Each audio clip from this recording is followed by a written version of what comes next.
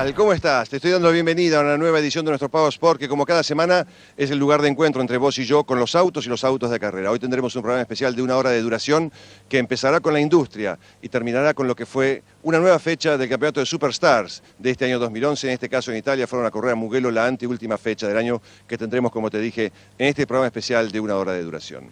Nuestro programa del día de hoy empezará con deportes, con todo aquello que a vos y a mí nos gusta y por supuesto con la Fórmula 1. ¿Te parece que empecemos todos los detalles técnicos de la Fórmula 1 que acaba de terminar su campeonato con un campeón dignísimo como Vettel, pero que ya se prepara para una nueva temporada?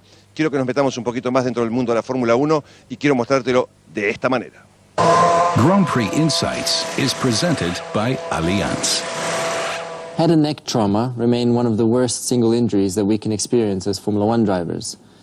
As a result, the helmets have been developed extremely lightly in recent years, and you can just feel, I mean, now it's like 1,200 or 1,300 grams, and that's just amazing, considering that all the things that they put in here, the carbon, the visor, and all the rest of it.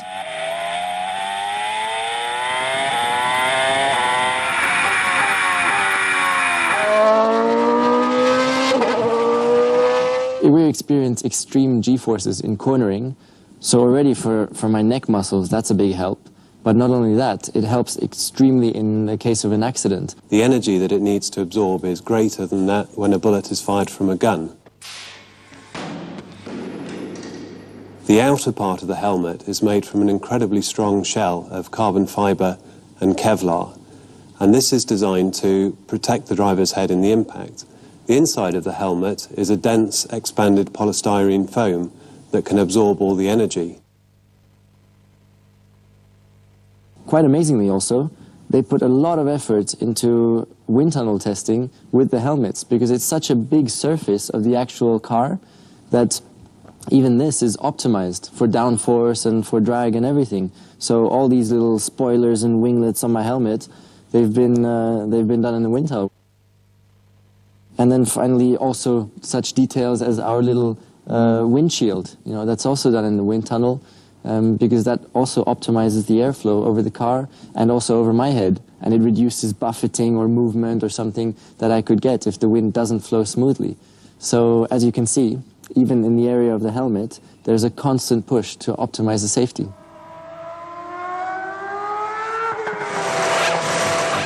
Mercedes-Benz helped to develop the head and neck support system, which is now better known as HANS. It's still a relatively new device, as it got introduced in 2003. It's attached to my helmet with these two straps.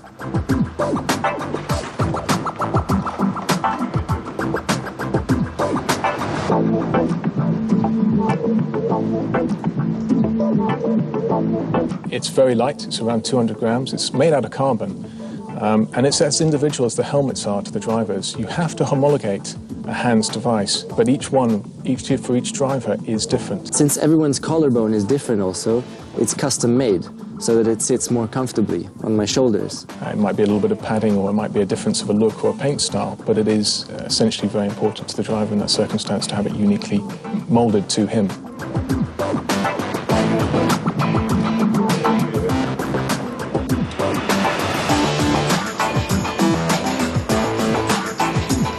The HANS device has been of significant benefit, proven to reduce neck injuries and the force load on the neck as well for the driver.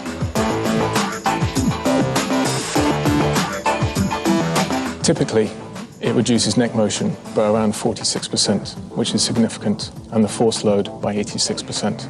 And as a result, it's now accepted in Formula 1 and other series around the world.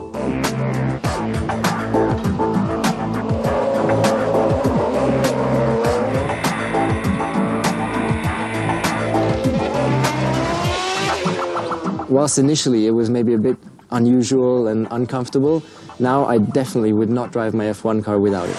On our Mercedes GP Petronas Formula 1 car, there's a safety cell around the driver, which is also called a monocoque. It's a crash protection structure to absorb energy in the event of an impact. The monocoque, or survival cell as we often hear it called, is the backbone of the car. The engine is mounted on the back of it, the suspension mounted all around it, and in it sits the driver.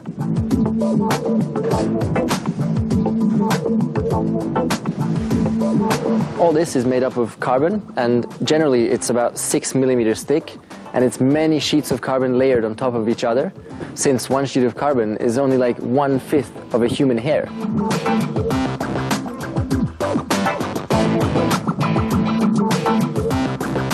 And it's comparable to a bulletproof vest also, because it also protects us from projectiles coming in, like a piece of carbon flying in or something, and it stops those.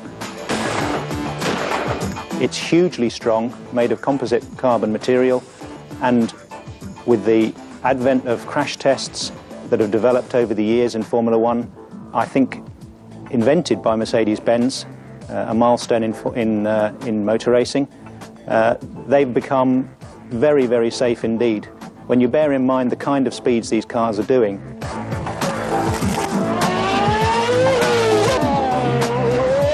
We've seen accidents in recent years that have been truly miraculous when you see the guys walk away. The development that's gone into these monocoques in the last 20 years has been truly a great effort on everybody's part.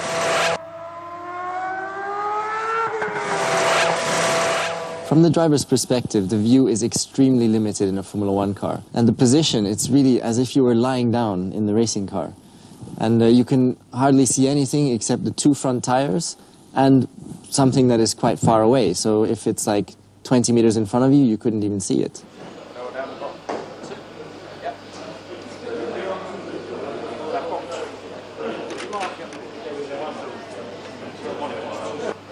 His vision is his primary feedback from what's going on around him. It's crucial that he can see as much as possible of what's ahead of him on the road. Yet he has this very small window to look out of. It's a very well developed system in which the visors are tinted for different light situations. Dark in Singapore with the bright artificial lighting is very different from a bright day in Brazil. We can see a little bit left and right sometimes, so what we do going down the straight is we look out on the left to see if we can see some sort of billboards or anything as such that will give us an indication of where we are on the track and allows us to understand when might our breaking point arrive. So it's very, very difficult. The only help we have in such a situation is tear-offs on our helmets, and because if everything becomes extremely dirty, you hardly can see anything, so I can pull it off, and then I have clear visibility again for a few laps, and then I need to pull the next one off, and I just hope that I have enough of them on until the end of the race. When it rains, when it's sunny, when it's darker, we have to be changing visors and tear-offs to give them the opportunity to clear their visor when it gets wet and covered in mud.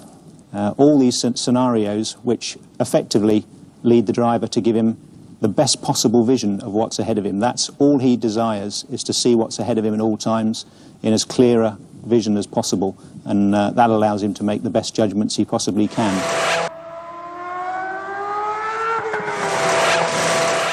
Overtaking has been quite a challenge in Formula One for a number of years, and the reason is that we've developed these cars which generate a huge amount of aerodynamic downforce that pushes the tyres down in the corners.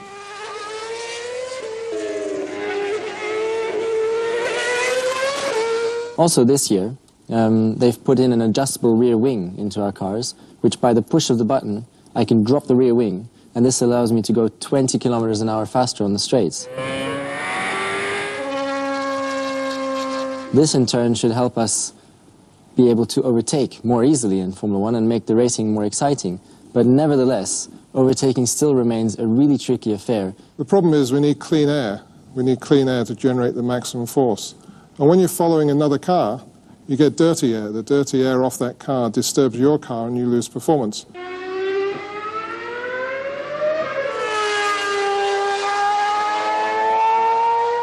So it doesn't come off the corner quickly enough. Now what we're doing in 2011 is two things. One is we've got KERS, which is the energy recovery system, and that gives a bit of extra acceleration on the straight.